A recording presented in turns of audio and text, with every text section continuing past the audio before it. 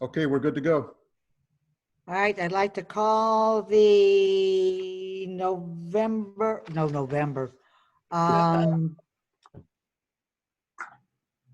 April, what is it, the 26th? 28th. 28th meeting of the Board of Zoning Appeals to order. Could we have a roll call, please? Andrea, unmute yourself. Chris, can you unmute it? Okay. I got it. Hudson, Here. Reagan,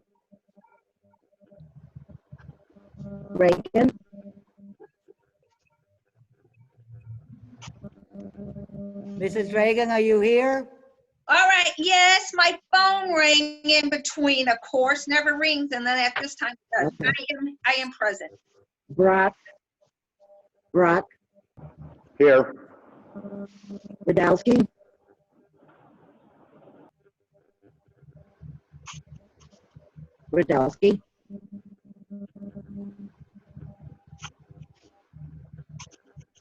Keel, Present? is Radowski present? No, he's absent as of now.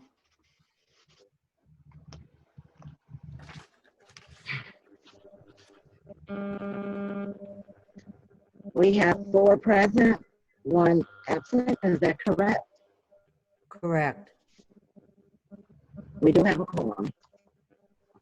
Okay, well, do we have a motion to table the minutes for May 25th, 2016, June 29th, 2016, March 29th, 2017, April 26th, 2017, May 24th, 2017, July 26th, 2017, December 6th, 2017, April 25th, 2018, February 25th, 2020. Do we have a motion to table? I'll make the motion to table. Roger Brock. Would you please say your name? Roger Brock. Okay, Yeah. Bill Hutton, and second. Nancy Oh, okay. we have a motion and a second. All in favor signify by saying aye. Aye. Aye. We do have the minutes for January 28th, 2020. What's the pleasure of the board? Bill Hutton, I so move. Do we have a second? I'll second that, Nancy Reagan. We have a motion and a second. All in favor signify by saying aye. Aye. Motion passed. Old business, any old business that came before, after we got the agenda, Mr. Poland? No old business.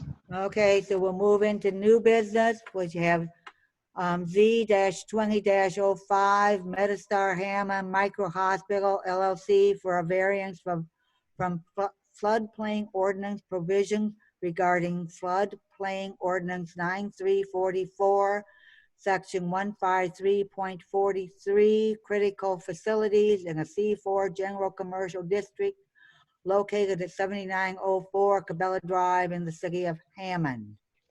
Have all notification requirements been met? Notification requirements have been met. Okay. Do we have the petitioner coming? Any comments from the petitioner? Yes. Okay, if you please state your name and address, then you will be unable to sign in. I'm Scott Yaney. Business address 9301 Calumet Avenue, Suite 2F in Munster, Indiana.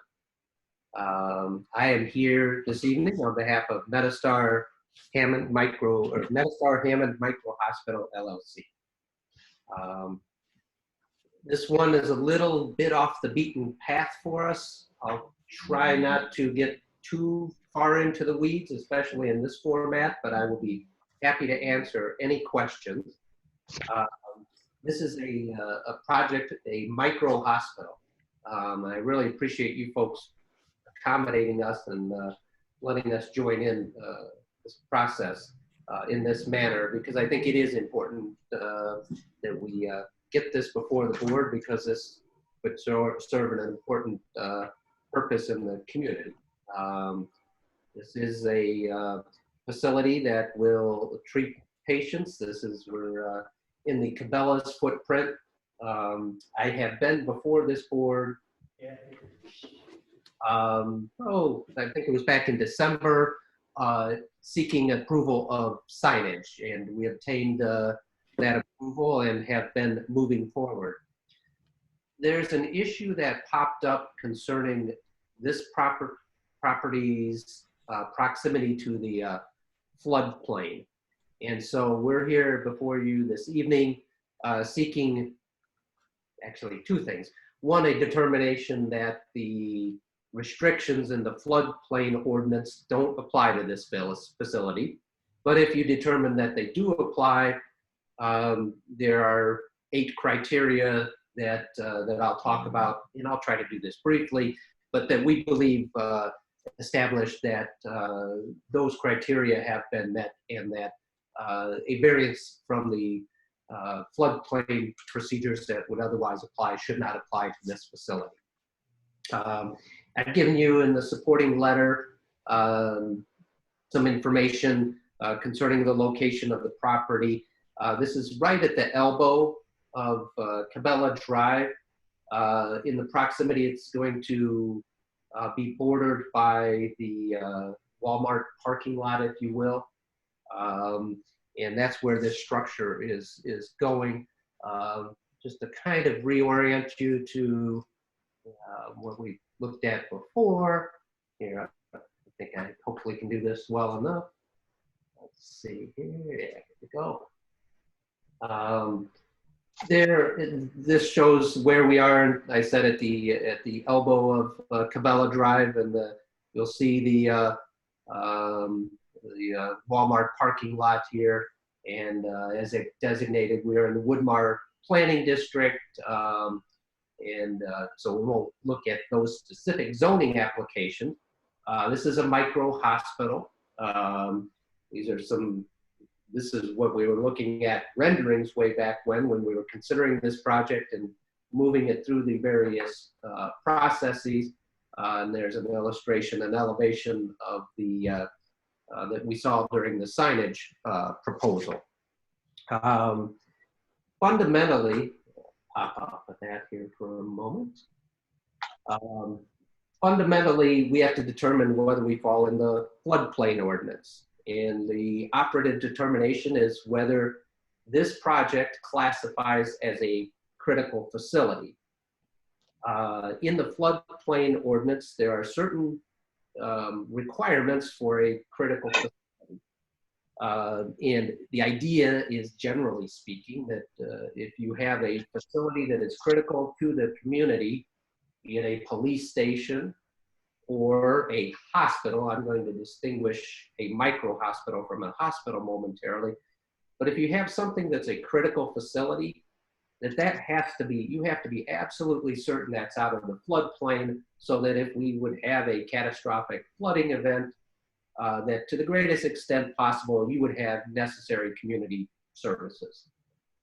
And in this instance, the determination we have to, you folks have to first make, is whether this project fits within the definition of a critical facility.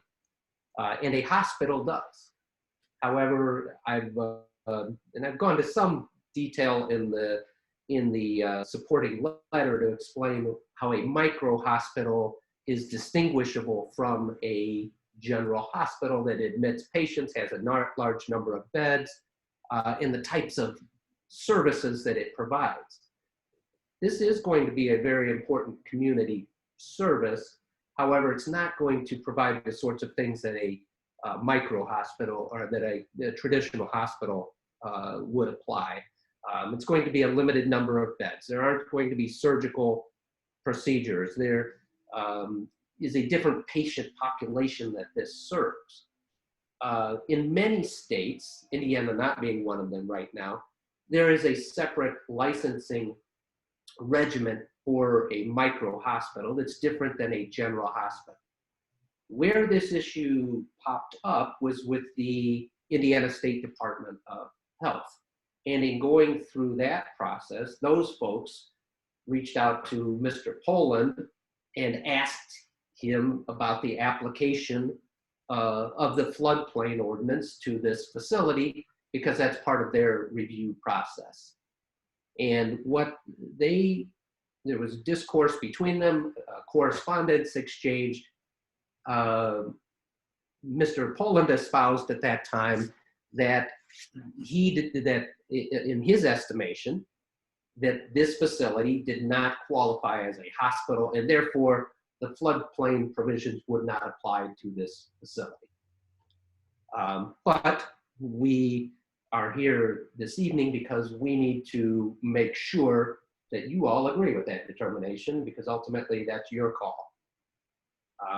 So for the reasons kind of given a little more detail in the letter, and I've given you some material from the Indiana State Department of Health and their letter, and they've approved this project, by the way. So we're way down the road, and in fact, we're so far down the road that these folks are ready to apply, almost ready to apply for a certificate of occupancy. So that's why convening this meeting this evening was really important to us, because almost any day this project could go online, and I'll speak to that just briefly in a moment.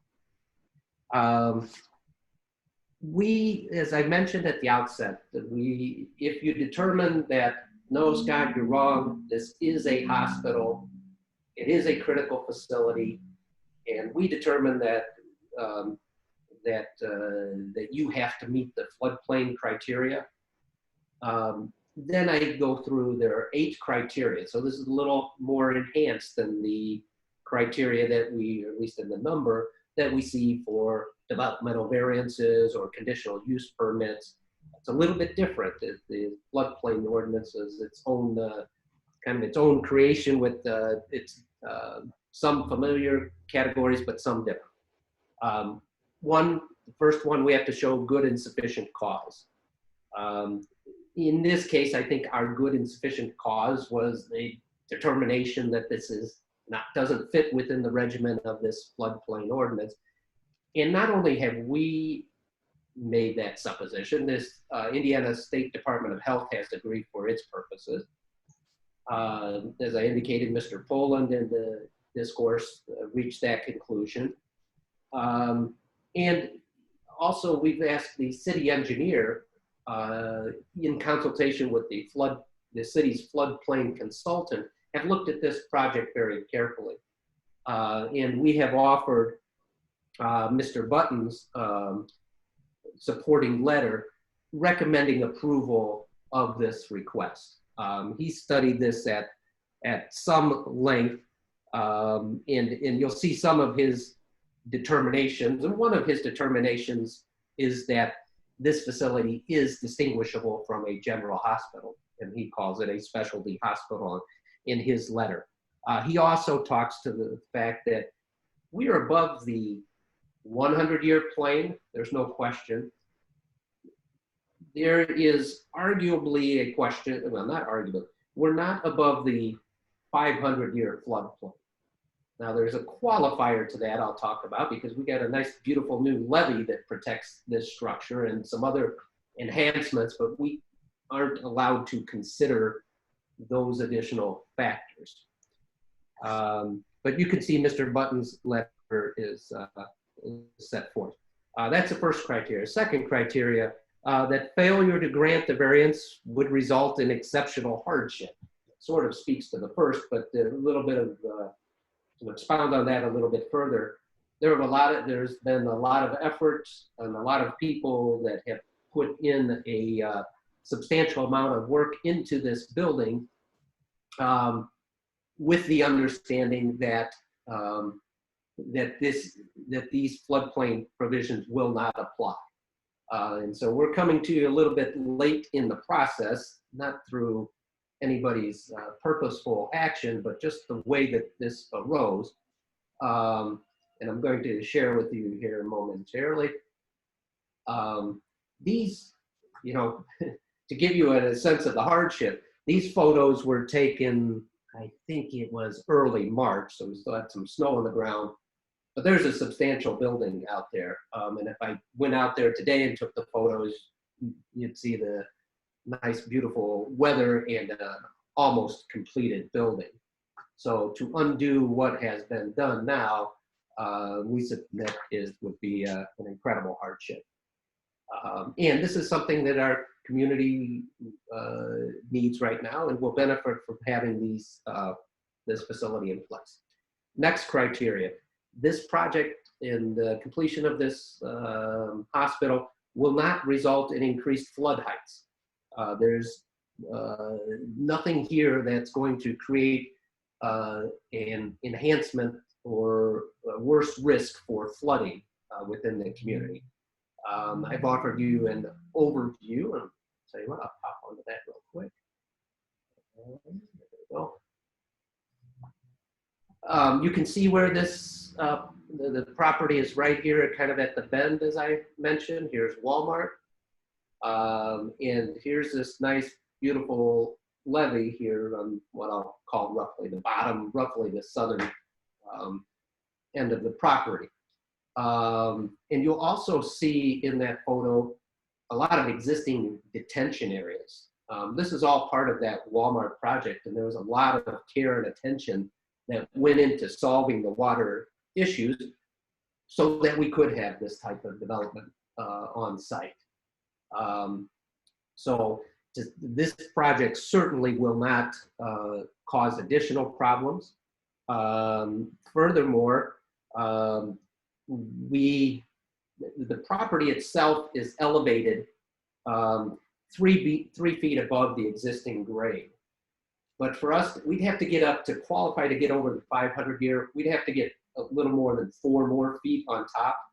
And we would essentially put this building on top of a plateau like mountain that actually could cause problems for the neighboring property. So we think this is a reasonable and good solution for development of this property. Next criteria, we won't be injurious to the public health. This is a fully vetted project. I mean, getting through a State Department of Health approval process is very extensive. It's, all of the permits have been closely vetted. It's covered by sprinklers. We talked about when we were before you on the signage, one of the things was getting people safely on and off the property with that signage, and you gave us some latitude in handling some of those issues. So we don't think there's any reason to suggest or think that this would be at all injurious to the public health. And in fact, we're a facility that serves the public health. Value of the surrounding area is not going to be affected in a substantially adverse manner. It's a beautiful facility with, this is a considerable investment. I think if you may recall some of the, you probably saw from just some of the photos that I've gone through, a lot of care and attention has gone into making this a state-of-the-art facility. So that certainly wouldn't be an issue here. Couple more of the criteria. I'll try to go through these last. We don't, this is not a residential use, so I don't need to address that particular issue. This does not require a permit from the Department of Natural Resources, but I am reminded of one item that I omitted earlier. We submitted this to Dan Repay at the Little Calumet River Development Basin as well, just to make sure he was aware of this project, make sure he didn't have any, and he sent correspondence indicating no objection whatsoever to this project going forward. Let's see, the next is acreage size. It doesn't apply here. And then finally, that the variance is going to be based on a determination that the variance is the minimum necessary. I don't know that I could come before you and request anything less. So I respectfully submit that, in fact, we meet that criteria as well.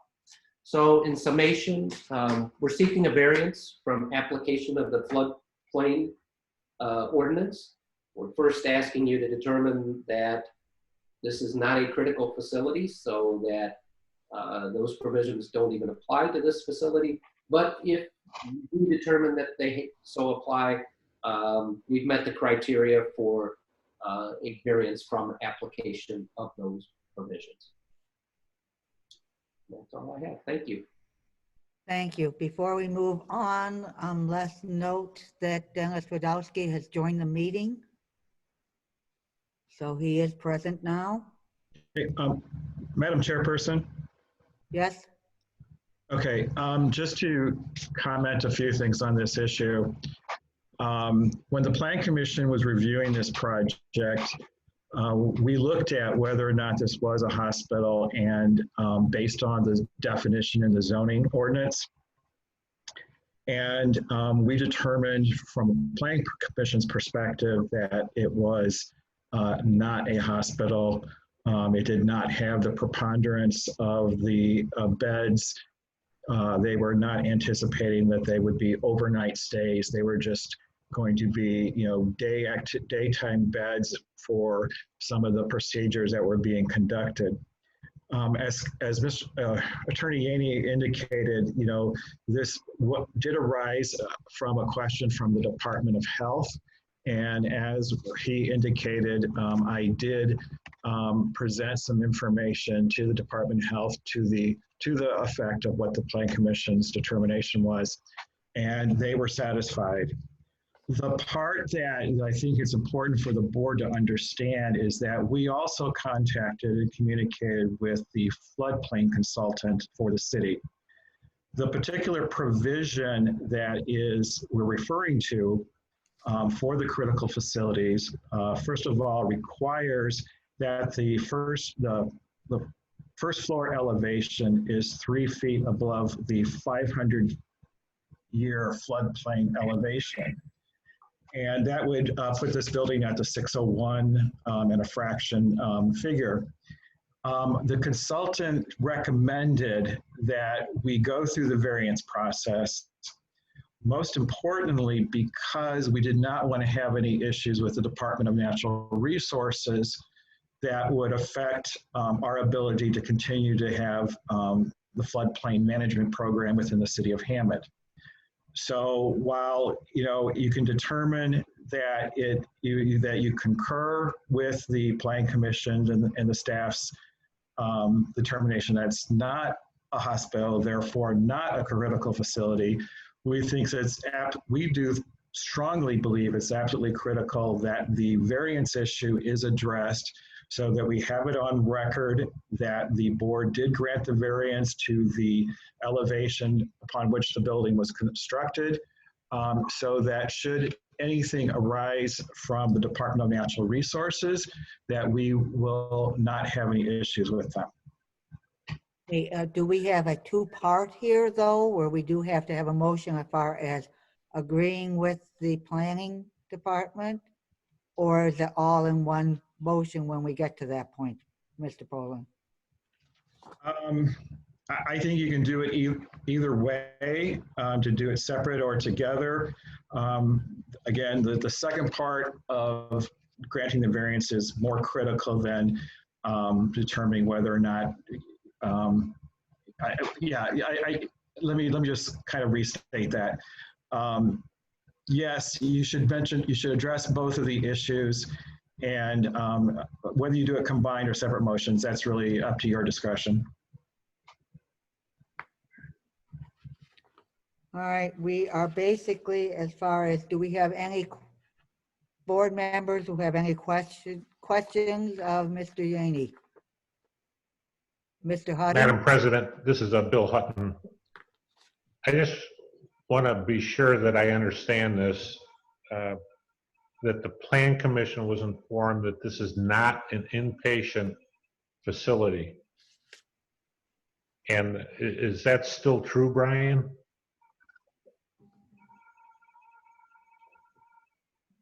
Mr. Poland? Yeah, I was trying to unmute. I might quibble over the terminology of inpatient facility, because it is an inpatient facility, because the people are there during the day, they are probably using the hospital beds during the day. I think the question when it comes to the definition of hospital is whether it's an overnight stay or an extended stay. Because the petitioners described that, you know, if a patient reached a level of more serious needs beyond their capacity, that they would relocate the patients to a fully fledged hospital, you know, whether it's, you know, St. Margaret's or community, whatever is appropriate.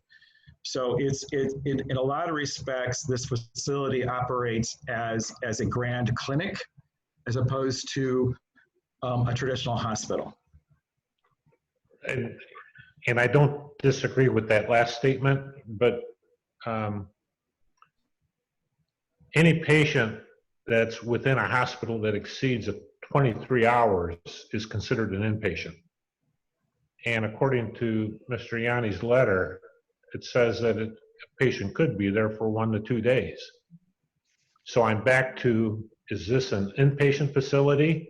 Or, I like what you said, Brian, a clinic.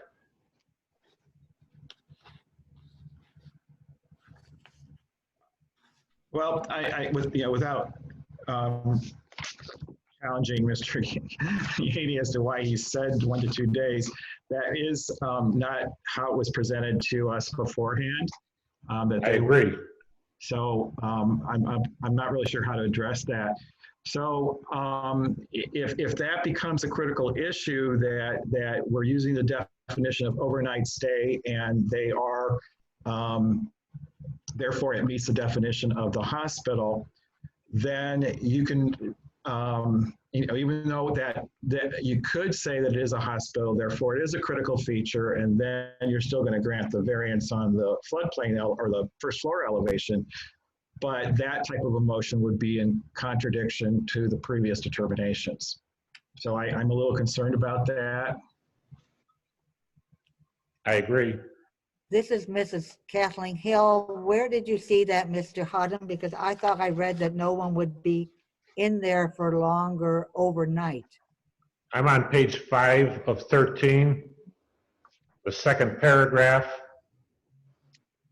the last sentence.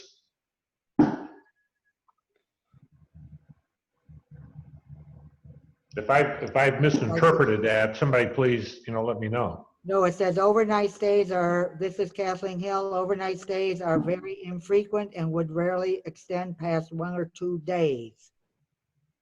In the event longer-term care would be required for a patient, that patient would be transferred to a general hospital. I think observation is what we call a 23-hour stay. That's what the state calls it. And, you know, anything past that, I'm pretty sure that that patient turns out to be an inpatient now. Okay, maybe Mr. Yanni will be able to explain what he meant by this. You know, I'm conveying the information that was given to me by medical professionals, so I can imagine it's rare, but there are circumstances where that could happen, perhaps based on timing, and I don't know how you define 1 or 2 days. But I guess that is, I suppose, a criteria for this determination. There are a number of other criteria that I also discuss on that page 5 about sanitation, or sanitary sterilization processing services, not offering surgical services. But, you know, if this were more settled in Indiana, as it is in other states, this would be an easier determination to make. I understand this presentation, by the way, this set of facts was presented to the Indiana State Department of Health, you know, for whatever that's worth. They don't determine what you folks determine. Right. I think the important thing for the board to remember is that while there may be technical definitions of hospital based on the Board of Health or other medical sources, the board is looking at the zoning ordinance. And the zoning ordinance has a very basic definition of the beds. And then the Plan Commission's determination was based in essence on the preponderance. What is the preponderance of the facility?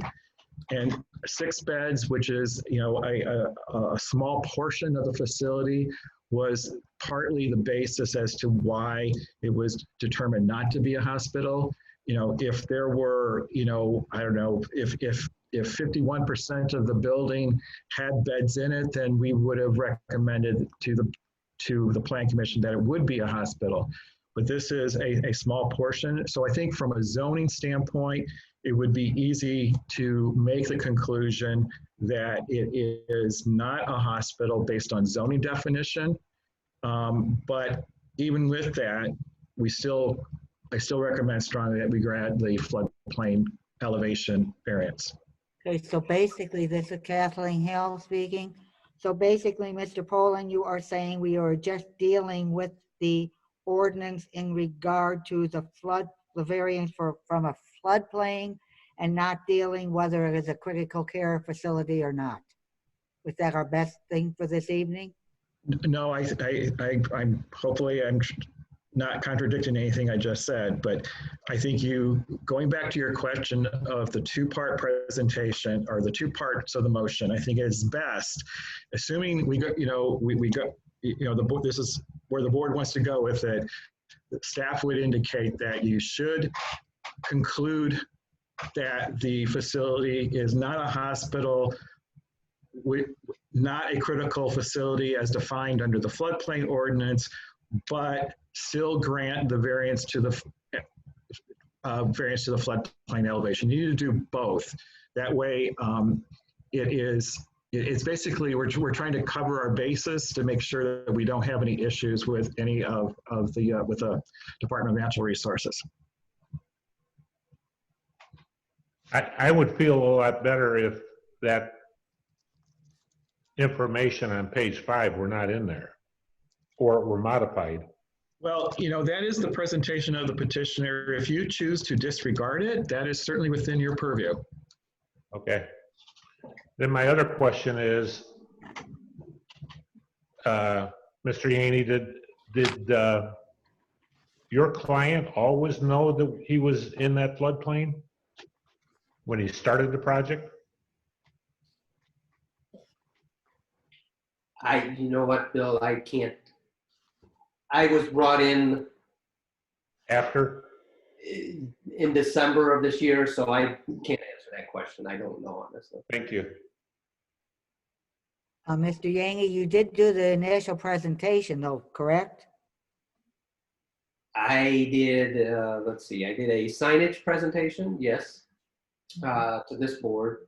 And I was involved with the developer early on at the Plan Commission stage, so yes. Any other questions?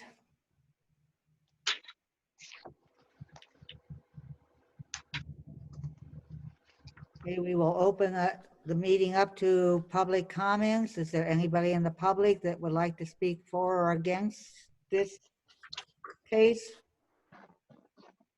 I guess you should raise your hand.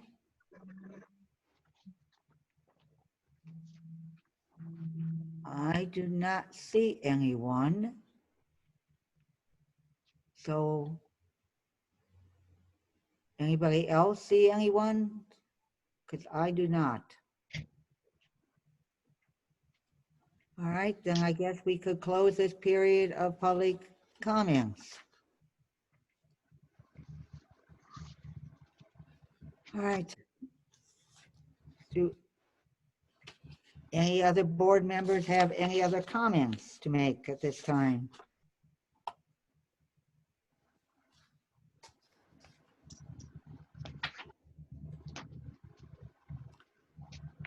So I get this straight where everybody understands what we are doing.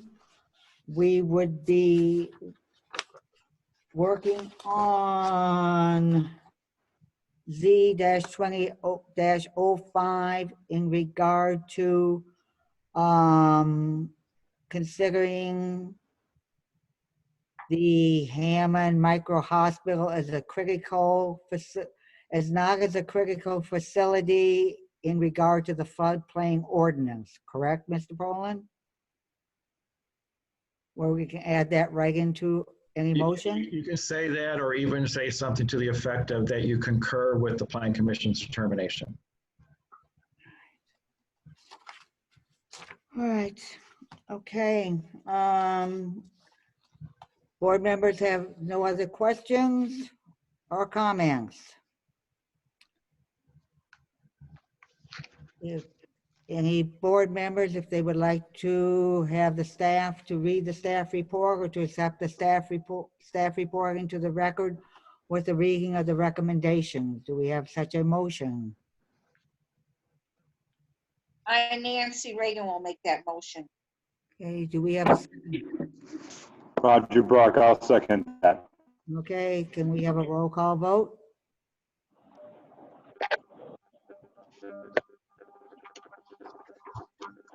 Radowski,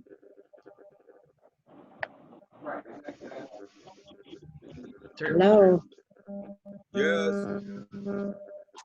Hutton, Yes. Brock, Yes. Reagan, Yes. Keel, Yes? 5-0, motion passes.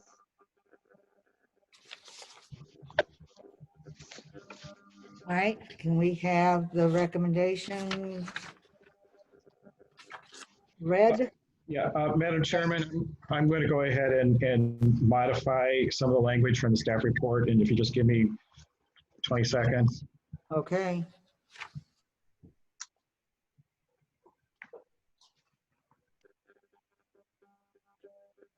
Okay, staff has reviewed the petitioner's request and recommends that the BZA-1 determine that the micro hospital does not meet the definition of hospital in the zoning ordinance and concur with the Plan Commission's previous determination. And 2, grant the variance to the floodplain ordinance for critical facilities, subject to the finalization and approval of the emergency response plan by the city staff. all right. Mr. Westland, we do need a motion to accept the corrected or the new provisions in the staff report. Is that correct? Yes. Okay, do we have such a motion to accept the changes in the staff report? I'll make that motion that we make some changes to the staff. Okay, that's Mrs. Reagan that's made that motion. Do we have a second? Yes, Roger Brock, second. We have a motion and a second. Can we have a roll call vote again? Radowski, Yes. Hutton, Yes. Brock, Yes. Reagan, Yes. Keel, Yes. 5-0. All right, Madam Chairman, yes? did the board members receive in their packet the modified procedures for the conducting of the BZA meeting? I know I did. I will assume everybody else did. Yeah, I did not, so I just wanted to make sure that that was at least available to the chairperson. Okay.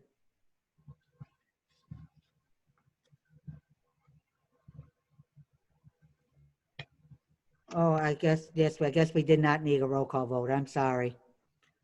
No matter.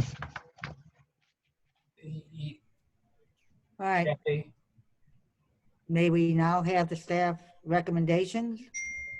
I read the recommendation. Okay, those were the recommendations that you made, okay.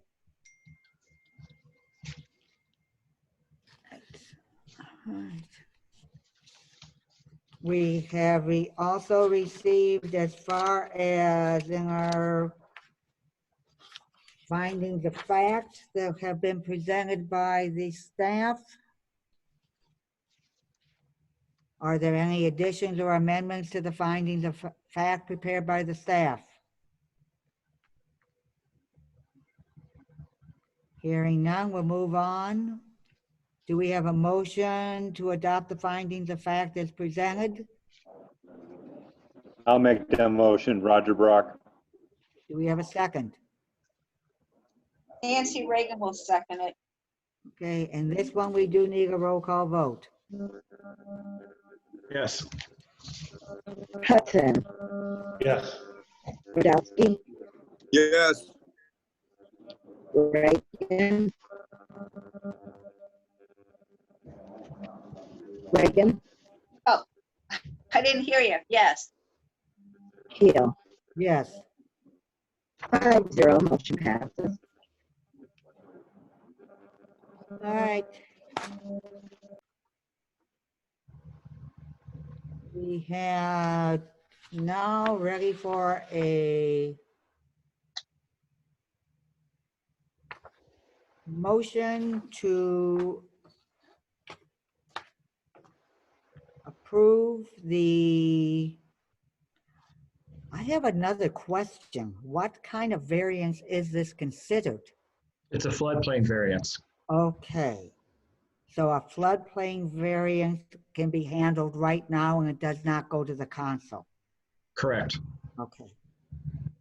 So we have a motion in regard to Z-20-05 floodplain variance for the finished floor elevation for a non-critical facility at 7904 Cabela Drive. What's the pleasure of the board? Yes, Yeah, Madam Chairman, yeah, again, the motion at this stage needs to have the two components in it. which will be in your staff report, correct? Well, Staff recommendation. in the modified staff report that I just provided. Okay, do we have such a motion with the two components? I think the motion should be stated that the board moves to grant the I'm sorry, I forgot my language. Floodplain variance? To accept the recommended motions per the amended staff report that will determine that the facility is, the hospital, micro hospital is not a critical facility, and to grant the variance to the floodplain elevation. Do we have such a motion? Roger Brock, I'll make that motion. Do we have a second? Nancy Reagan will make the second. Roll call vote? Hudson, Yes. Rudowski, Yes. Brock, Yes. Reagan, Yes. Keel. Yes. 5-0, motion passes. All right. We are ready to move on.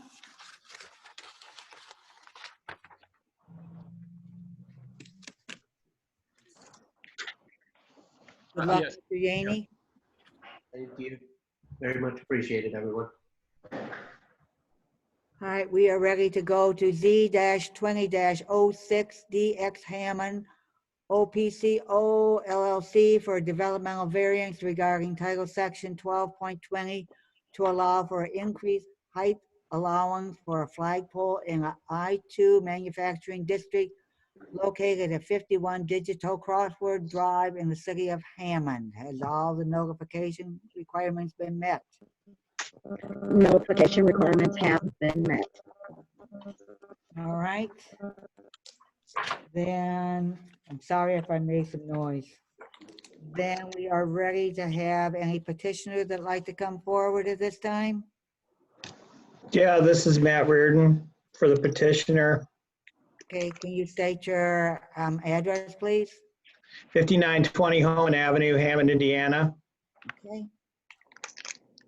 All right, Thank you, Madam. Thank you, Madam Chairman. What we submitted before you is actually part and parcel to our development agreement with regard to the data center. The developer DX Hammond OpCo is required to, in section 1.4, actually through the project cooperation, And as part of the development agreement, we need to install a flag of a minimum of 154 feet in the air.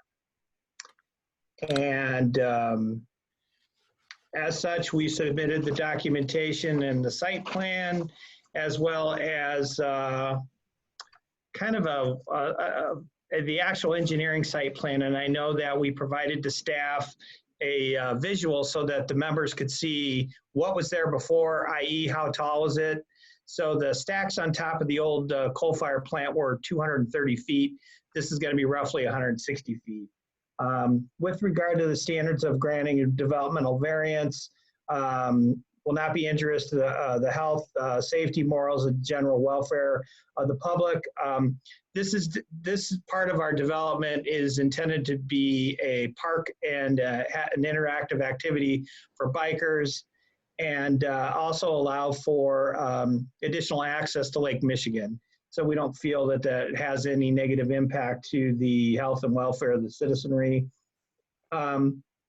Is this use, would this variance substantially have an adverse impact to the adjoining landowners? Well, what we're trying to do here is develop a park that is adjacent to this area, and it is it is not only much less of an eyesore than a coal-fired power plant. The flag itself is less height than the previous stacks. And I think the third one is this constitute an unnecessary hardship if you don't approve it? It certainly would. Our ability and our requirements to install this flag and flag plaza as part of the development agreement with the Redevelopment Commission and the City of Hammond, we would be in violation of that. And I'm on the call along with Tom Dockage, our owner here, and Hope Martin. If you have any questions about engineering or design regarding that, that's all I have. All right, do we have any questions from the board? I basically have one as far as in your comments, or not comments, but in your material we received, the developer shall pay for all expenses related to the maintenance of the flagpole, including the cost of construction, electricity, lighting, and flag disposal. Will that also cover the insurance for the flagpole? Yes, it will. Okay, all right, just want to check that out. Madam Chairman, Yes. if I could ask the board members, did you guys receive via email today this graphic that Mr. Reardon referred to that showed flagpole in comparison to the stacks?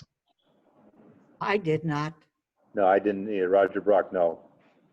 Dennis Radowski, no. Okay. Yes, Reagan, no. All right. Thank you for that information. Do you have anything that visual for us to see, Mr. Boland? Not in a form that I can do, via computer. Okay.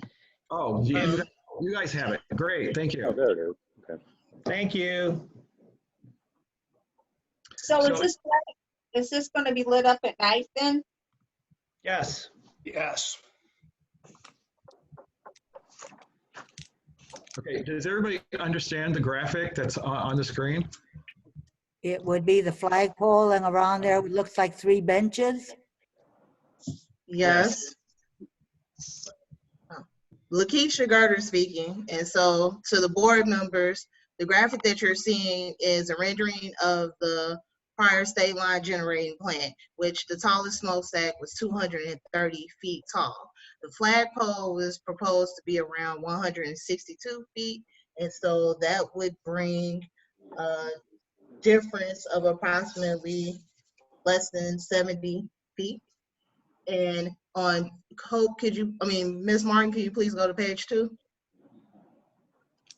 If you look at the second page, you can see the height of the flagpole in comparison to the proposed building that they are constructing. The flagpole, like I stated, would be 162 feet tall, while the height of the proposed data center would be only 30 feet tall.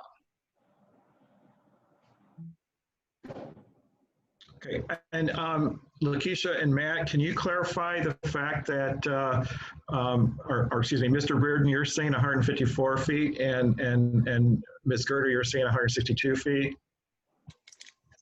Yeah, just to clarify, Brian, the development agreement, I believe the specific number used is a minimum of 154 feet. So that's what we put into and made reference to in the documentation we provided.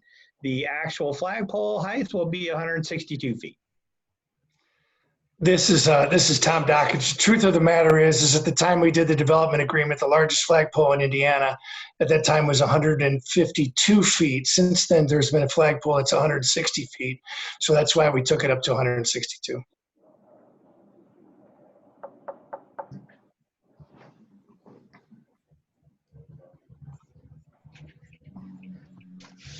Okay, so the variance request is for 162 feet.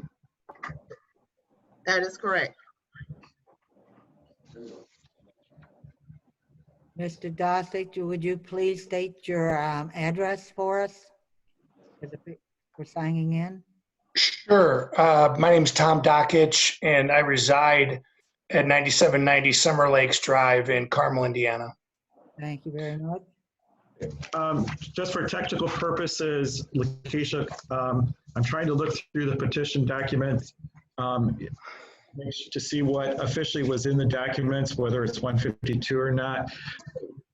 I would say that the board just should accept agree to an amended petition to 162 feet. Thank you. I don't know.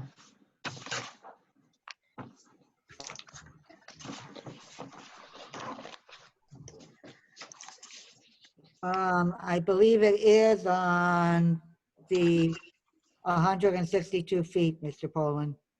And I want to state for the record, under number 1, under the proposed findings of fact, it says petitioner requests a height variance of 162 feet, which is 97 feet greater than the maximum height of 65 feet in the I-2 manufacturing district.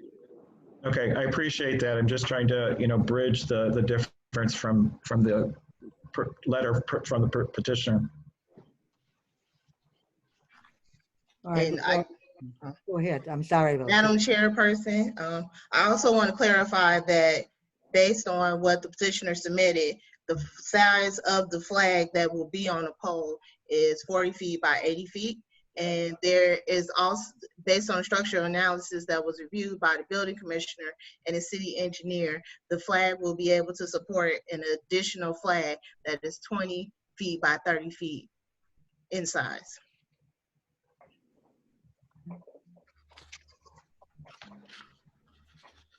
Thank you. Is the petitioner also planning to put a Hammond flag on that flagpole too, or just the US flag? Well, I think the who puts what flag up there is pretty much going to be up to the city of Hammond. Okay, all right. Not us. Okay. Can you remove the graphic from the screen? Thank you. All right. Any other comments from the petitioner?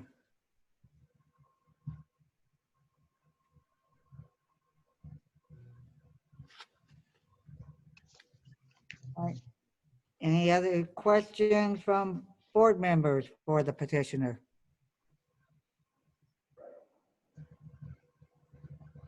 Hearing none, we'll move into open for public comments. Anybody in the public like to speak for or against? Hearing none, we will close this period of public comments. And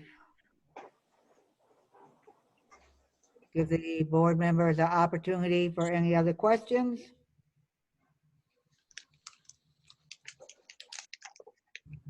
Would the board like the staff to read the staff report or just to accept it into the record with the reading of the recommendations? We need a motion. I'll make that. Which motion? To accept the report and have the reading of the recommendations? Yes. We have a- No. Yeah, yes. Sorry. Okay, we have a motion to accept the staff report with the reading just of the recommendations. Do we have a second for that motion? Roger Brock, I'll second that. Okay, all we need is a voice vote. All in favor signify by saying aye. I, Any questions that the board has of the staff at this time? Hearing none, we'll move as far as if the board members have any additions or amendments to the findings of fact prepared by the staff.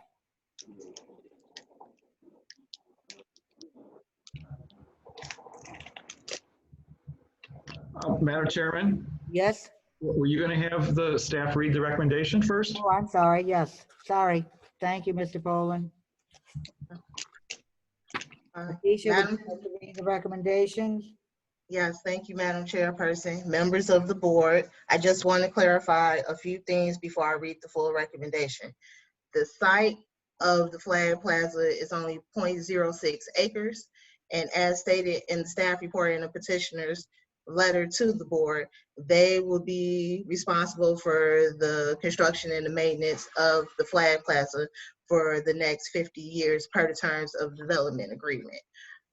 Per their development agreement, there was also a letter submitted to you in your package from the Executive Director of Planning and Development, Africa Tarver, in support of the project and stating that this would fulfill one of the terms of the developer agreement as well. I also just want to clarify that this structure will be 162 feet tall, which is less than the tallest smokestack at the state line generating plant, which was 230 feet. Last but not least, based on staff's recommendation, staff has reviewed the petitioner's request and recommend that the BZA grant a developmental variance to allow the petitioner to construct a flagpole that is no taller than 162 feet should the board feel that the petitioner has met the standards. Okay.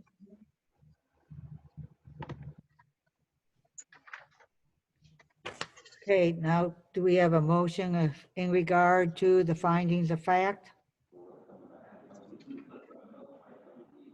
Go ahead.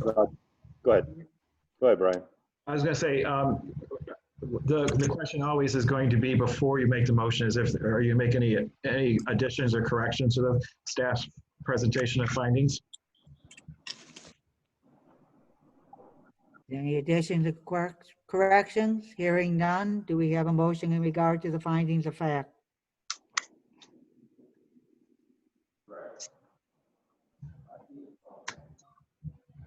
This is Roger Brock. I'll make that motion for findings of fact. As far as to adopt it, Yes. do we have a second? I'll second that, Nancy Reagan. Okay, roll call vote, please. Hudson, Yes. Radowski, Yes. Reagan, Yes. Rock, Yes. Hill. Yes. 5-0, the motion passes. Okay, do we have a motion in regard to Z-20-06 for the developmental variance?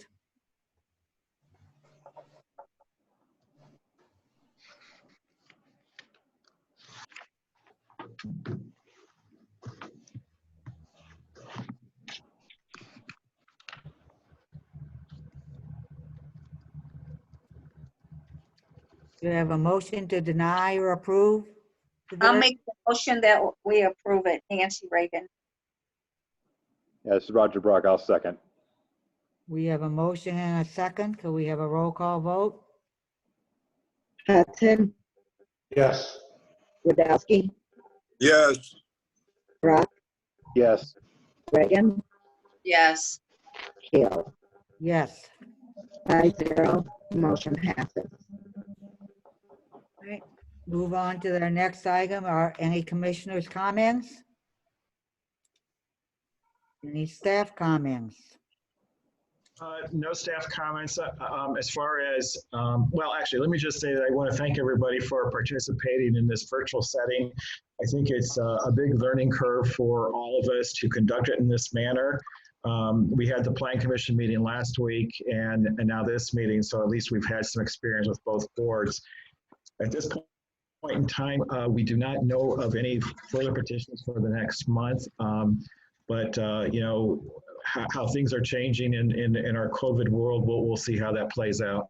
Okay, what was the deadline for It's already passed, but you know, there's a lot of it is, you know, what we're dealing with is that people are coming up with these questions of whether or not their project is essential, based on you know, projects that may be delayed because of timing, because of how we're handling the permit process, because of the COVID situation. I just want to keep everybody, you know, we'll try and stick to our standard schedule, but just be aware that something may come up at the last minute.